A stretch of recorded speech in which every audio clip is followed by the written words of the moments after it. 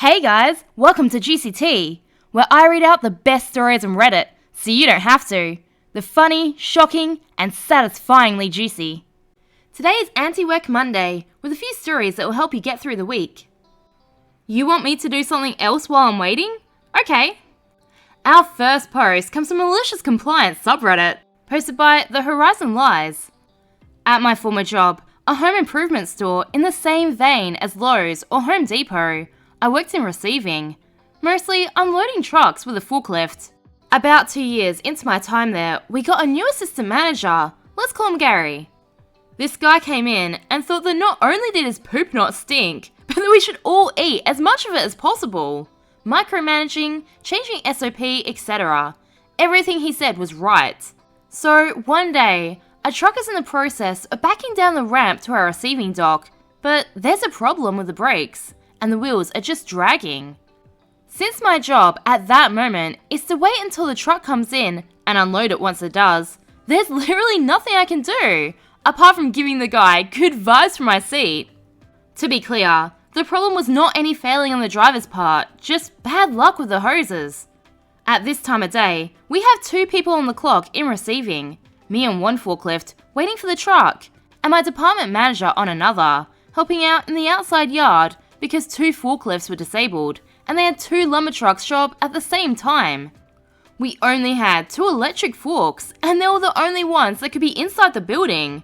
So basically, I'm literally all alone on the only available forklift that can unload the truck, which is fine because that's my effing jam. At the same time, we only had 1 dock of 3 available for live loads because one already had an unhooked trailer and the other was broken. So, while we're understaffed and short of equipment, and while the driver is trying to fix his truck, Gary walks into receiving with 2 other department managers and sees me sitting on the forklift, basically just twiddling my thumbs as I watch the driver. I can understand how it might look like I'm goofing off, since I kind of am, but not really. Gary asked me, "Why are you just sitting there?" "I'm waiting for the truck to back up," I said. Gary said, "While you're waiting, you can do other things." I looked out the door and saw the driver come out between the truck and the trailer and get back into the cab, so I said, "But he's almost got it, he'll be docked in like a minute." "And in that minute, you could do other things," said Gary. I've had more than my share of bad leaders in my life, and I can tell by Gary's tone and body language that nothing is going to shake him from this attitude. So I just said, "You got it. What should I do while I wait?" Gary said, "Go outside and help unload one of the lumber trucks." "For how long?" I ask. Sounding annoyed, he waves his hand in a shooing motion and said, "For as long as it takes, now go," then walks away. The 2 department managers look at each other, then me, smiled and walked after him. They know what's about to happen. "Hey buddy, you got it. I'm absolutely gonna do this for you."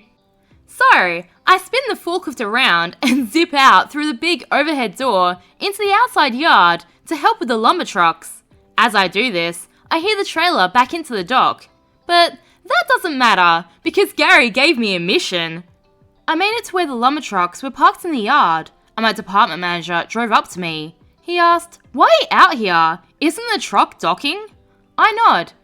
Gary told me I need to be out here, helping while I wait. He was very insistent. I slowly emphasized the last 2 words. My manager just smiled, turned around, and continued to unload. I started to help, a stack of studs here, a bundle of trusses there, and I'm doing my part to empty the flatbeds of wood. While this is happening, I hear the gate attendant for the outside yard radio that we have another truck waiting to come in. I radioed back saying it's gonna have to wait until the other truck is gone. Then another truck shows up, and another. In the 20 minutes I've been outside, 4 trucks, beside the one that is already in the dock, have arrived to be unloaded in our single dock. And each time I tell the gate that they have to wait. At this point, the general store manager, Mike, finally hears what's happening over the radio and cuts in. "Hey, what's going on? Are we not unloading the truck and receiving?" I radio back and say, "I'll be there in just a sec." I put the load I've got on my tins where it needs to go, and then I head back to receiving. As I drove into the bay, Mike and Gary are both standing there with the driver next to them. I zip up to them and held out my hand for the driver's paperwork. He handed it to me as Gary said, "What the hell is taking you so long? Why haven't you started unloading yet?" "You told me to help out the lumber trucks while I wait," I said. Gary spluttered and said, "I meant until his truck was in the dock." I looked at Mike and then back at Gary. "I asked you how long for and you said for as long as it takes." "I didn't say that." I look at him, he looked at me like he's daring me, and I like taking dares. I named the 2 department managers who were with him when he told me and said, "We all heard you say it, you were very clear." His face turned the colour of an apple, and not like a Fuji or a Gala, but a delicious red. He opened his mouth, but Mike put a hand on his arm and stopped him. Mike looked at me and said, "Get it sorted fast, okay?" I nodded and started as Mike walked away, with Gary fuming beside him. Now, I didn't hear their conversation, but word got back to me that Mike told Gary that he would never again be allowed to question anything anyone in receiving does, especially me, when it comes to unloading trucks. If I'm on a forklift, I'm basically untouchable. And over the next year that Gary was with us, he abided by that directive. Though, he did feel entitled to shoot me a dirty glance or 20 ever so often. Not that I cared, because I had trucks to unload. I pretended to be a Satan worshipper to make my manager quit. Our last story comes from the PettyRevenge subreddit, posted by Scooter Gang. A few years ago, when I was around 20 or 21, I worked at a ski resort. During my 2 years there, I tried a variety of tasks before setting my sights on full-time, year-round employment. This narrowed my options down to one role, janitor. I was actually okay with that. I'd seen the cleaning crew, mostly people around my age, jamming out to music on their headphones while they worked. The idea of listening to music all day while getting the job done appealed to me. Plus, it came with a small raise. After a quick interview with the manager, Gary, I was hired on the spot. However, my first day brought a surprise. Gary had been caught drinking on the job and was involved in some SA allegations, so he was let go. For a few months, we were without a manager, but the most senior worker, a nice old Hispanic lady, kept things running smoothly. She wasn't promoted to manager because of her limited English, which seemed unfair. It was at this job that I met Jared, who quickly became my best friend. Eventually, they brought in a new manager, named Fabi, who was hired for experience and bilingual abilities. Jared and I made up the night crew, while Fabi and the rest of the staff, all middle-aged women, worked the day shift. Our schedules would overlap for a few hours, especially during the resort's frequent events, like weddings that would last until midnight or later. Jared and I faced some challenges, particularly with the cleaning duties during these events. We were the only ones willing to work late, which meant tackling the women's restroom restock and cleanup. This was tricky because the restrooms were designed with individual rooms, making it hard to know when they were empty.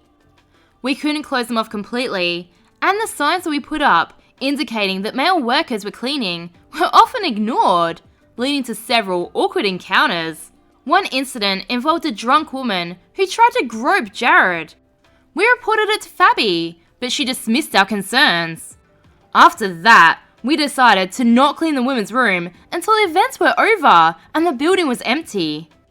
But if an event ran late, we simply went home at the time indicated on our schedule, which infuriated Fabi. I mean, your safety's at risk, and she didn't care.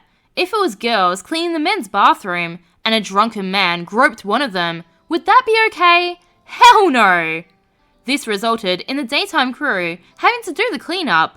I want to note that other than Fabi, we had a good relationship with everyone else on the daytime crew. They understood that we didn't feel comfortable in the women's restroom during events. They also didn't like Fabi because she never cleaned. She would just watch them do it. Tensions with Fabi escalated over other issues. Jared, who was disabled, had been a cleaner longer than I had, yet he earned less. When he spoke up, Fabi justified the pay disparity by pointing at my longer tenure at the resort. HR sided with her, and she began to openly resent us. Any minor mistake we made was met with her yelling at us in front of the department during meetings. I don't think Fabby's the only issue here. Jared started working and was given his pay rate before Fabby joined.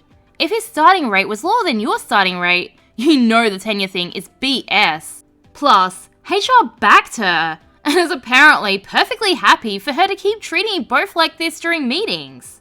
The fish rots from the head down. When I tried to get my brother a job, Fabby called it nepotism and rejected him, yet she hired her own son. Fabby couldn't fire us. Jared and I were the only ones willing to cover night shifts and events. Also, her boss liked me, though Jared not so much. When Jared took time off for a family bereavement, they used it as an excuse to let him go. I later found out that he'd told Fabby about the death. She didn't pass that information along to her superiors. It was tough with Jared no longer working there, so I began mingling more with the day staff. That's when I discovered Fabby's darker side. She was stalking her ex both online and in person, even enlisting staff to help her after she was blocked.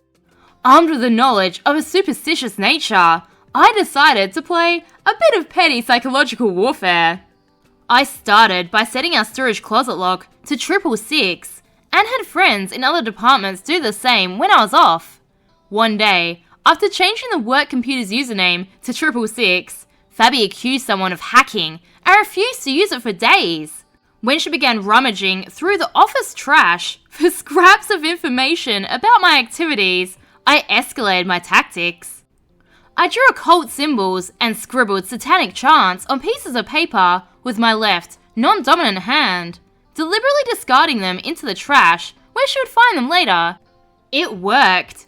Fabby grew visibly unnerved and would follow me around. My only way of losing her was entering the men's restroom. Yes, she patronized us for not going into the women's restroom, but she herself wouldn't enter the men's. To avoid her, I adjusted my hours so that we'd only cross paths briefly. My grandma passed away during this time, so I took a few weeks off work. When I got back, Fabby was gone. I later learned that she'd made an employee perform a dangerous task, which resulted in a near-serious injury, leading to her dismissal or resignation, although I do like to think that I might have played some part in her decline. I'm sure you freaked her out a bit, but from the post, she clearly didn't have much regard for worker safety, even before you started to prank her. Remember, they need you more than you need them. I post new content every day, so subscribe for more juicy tea.